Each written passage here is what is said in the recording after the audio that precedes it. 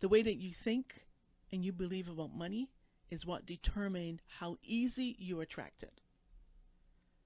Money beliefs can stifle your ability to grow abundance in your life, and it's true.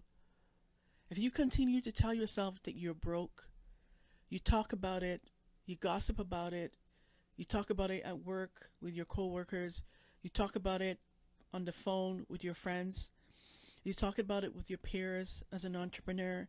Oh, how broke. No clients are coming in. It's never enough. Da da da da. It's not going to change.